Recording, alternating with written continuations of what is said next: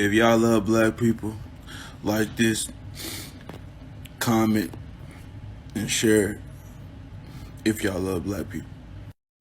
So what does this huge variety in set points or set ranges mean for our understanding about weight and how it relates to health? Well, put simply, it means that this idea that there is a normal body size that everyone should be trying to achieve because it is the body size that is healthy, that idea is just simply not true. Because for a lot of people, their set range is actually going to exist quite far above what we would consider to be a normal, healthy, or attractive body size for a human being. And over again, studies show that when someone tries to force their body weight below their set point or set range, they have a lot of really negative health outcomes. And this is true even when their set point is somewhere in a high body weight or high BMI range. What is a fact or statistic that seems fake but is real? Diets don't work. You could lose 10% of your body weight during that diet, but within a year, 1/3 to 2/3 of that weight is going to come back. And within 5 years, it's all going to come back, possibly even more. And you don't have to believe me, you just have to believe the National Institute of Health. This is your daily reminder that I am sorry if you are offended by me is not an apology. Do not accept it. The foundation of a real apology is an honest acknowledgement of what happened. When he says, I am sorry if you are offended by me, he's not acknowledging that he offended you. He is acknowledging that you felt offended. And that isn't an acknowledgement of his wrongdoing. That's him shifting the focus from his wrongdoing to your feelings about his wrongdoing. And that's cowardly. Listen, if he offended you, then he offended you. You deserve a sincere apology. I am sorry that I did this to you. I will not do it again. Followed up by actions that are consistent with that promise. Do not settle for an apology any less. Listen, people make mistakes, but how we own up to it is who we are. Stop being patient with people who are so insecure that they don't even know how to apologize. You deserve better. Please listen to me. Maybe we stop saying women slept their way to the top. Maybe we say corrupt men withhold promotions until they receive sexual favors. How about that? Unfortunately, I'll be talking about Kim Kardashian today, so strap in. The piece was designed by Balenciaga, but the face covering or face mask situation is decisively Kanye, something that he has been doing since 2013 with Yeezus. The analysis I've seen so far, which I think is probably the correct one, is that by covering her face, Kim is acknowledging that her body and the silhouette of her image is decisively American and recognizable. In that, like, her physical form and the shape of her body is American pop culture. Okay, so this next part, I'm not saying to cancel Kim Kardashian. Obviously, that's just completely irrelevant. But I want to provide a more critical analysis of the meaning behind this piece. Some of you may remember this photo shoot from 2014, the Paper magazine Break the Internet cover. The person on the left is obviously Kim Kardashian, and the person on the right is Saartjie Baartman. Saartjie Baartman is fairly well known within a lot of intersectional feminist circles, but is not super widely known outside of them. She was a South African woman who was toured around Europe in the 1800s in a freak show under the name Hottentot Venus. The allure of the show being her physical form, which was shown off in a nude body stocking. Her body was studied by scientists who used her as an example of phrenology and race science to attempt to establish differences between white people and black people and to compare black people to animals. Rich people would pay to have her come stand around in their mansions and pay extra to touch her. She obviously did not share the profits of her own exploitation, and she died in poverty. The story is usually taken as an example of some of the worst evils of colonialism and its intersections with gender and sexuality upon black women. And after she died, her body continued to be on display all the way up until the 1970s. And feminists back in 2014 drew these parallels between the physical form of Kim Kardashian in that photo and images of Saartjie Baartman.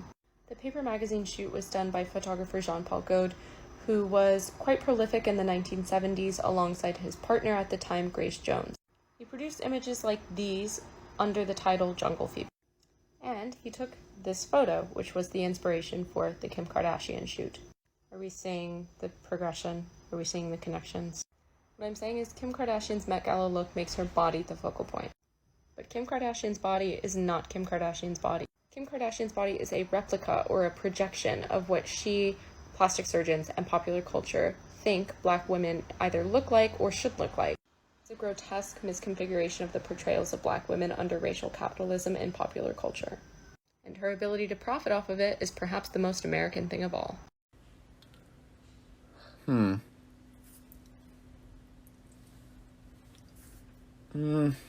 No. Ooh. Yeah, This is for people who say, don't block people with differing opinions. Listen, your differing opinion results in women losing their jobs, women losing their bodily autonomy, women being raped and killed and finding no justice, women fearing for their lives at home, and women not being able to find physical safety, often in a broad daylight. So you can take your differing opinion on how women should live their lives and shove it up your ass. Or better, you can exercise your knack for debate on how you should live your life. I'll gladly invite myself, other feminists, and while we're at it, I can also invite the fucking government and other policymakers and make sure that we code our differing opinions on how you should live your life into concrete law and public policy so you can live your life according to how we think you should live your life. Doesn't sound fun, huh? This page does not coddle any type of male entitlement. This is a safe space for racial, sexual, gender, and socioeconomic minorities. Sit down, learn, and listen, or go home. This is modern feminism talking. I expect to run the world in shoes like that I want. Where the hell is she? What's the matter? Why are you so...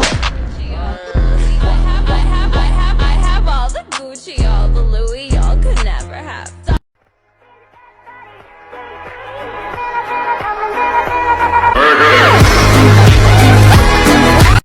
In my head, I don't know what to think. He knelt to the ground and pulled out a ring and said, marry me, Juliet, you never have to be alone. I love you and that's all. What I eat in a day. No diet culture. Donut.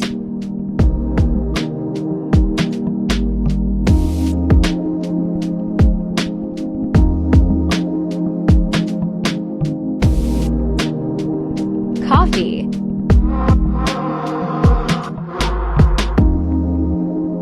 Everything bagel with cheese, lettuce, and vegan meat slices.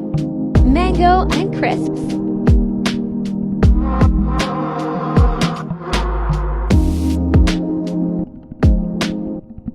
Lots of water. Sweet and sour tofu for dinner with friends. With vegan prawn crackers. And I made tiramisu. Sorry, I got off work. I'm busted as fuck. I'm covered in banana and I'm eating a sandwich in my car. I don't want to be skinny because I spent literally my entire life up until like maybe 2-3 years ago just wishing and praying and working out and like counting calories and starving myself so I could be skinny. And I was never skinny. So like, why am I gonna waste my time trying to be something that is either like way too hard to achieve to like, you know, do it like a healthy, happy way? Like, why am I gonna do that, you know? I'm just gonna enjoy my life as it is because I'm sorry to brag, but I have a great life and I am so happy that I live the way that I do. So I'm not gonna worry about being skinny because it does not matter. I have so much more than a tiny waist, you know? I have examples for white women and men of color, but let's start with white women because white women are white before they are women, meaning that they will gatekeep, girl boss, and gaslight you every day. So when it comes to gatekeep, I've noticed that a lot of these women have this scarcity mentality where they really do think resources are limited and there's only one open seat at the table and they're gonna fight like hell to get it, everybody else be damned. So that means a lot of these women are very cutthroat, they're very competitive, they're very secretive, they will literally gatekeep access and information if it means they're perceived as better. When it comes to girl boss, I've noticed that a lot of white women, specifically older white women, and my hypothesis is that a lot of these women came of age or entered the workforce back in like the 80s or something, when the whole notion of feminism was girls could do anything, boys can do. But a lot of them have this mentality where they'll think, what would a white man in my position stereotypically do? And then they'll do that.